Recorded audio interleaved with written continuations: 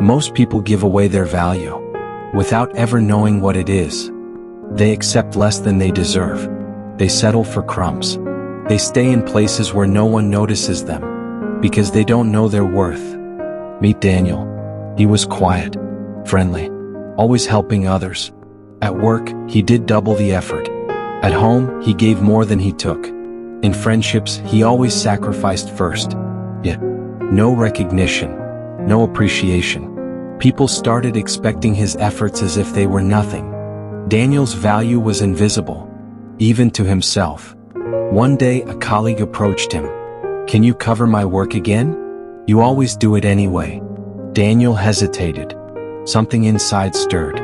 Why am I always the backup plan? He remembered every late night, every extra effort, every ignored request for help. He realized, I've been letting people decide my worth. That night, he wrote in his journal, "From today, I will stop undervaluing myself. I will stop being replaceable in their eyes." The next week, Daniel made small but powerful changes. He stopped saying yes to everything. He politely but firmly declined tasks that weren't his responsibility. He started speaking up when his ideas were ignored. At first, awkward. Some people got upset. Some tried to push him back. But slowly, he felt lighter. He felt respected. He felt seen.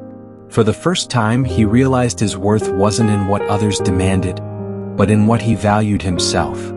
Months later, Daniel's life changed quietly. Colleagues sought his advice. His boss trusted him with leadership roles. Friendships deepened with those who respected him. And the old friends who ignored him? They naturally drifted away. Knowing your worth doesn't just protect you.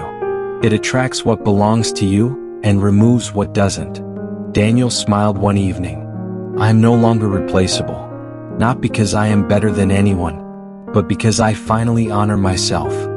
Stop letting people decide your value. Stop giving away your energy for free.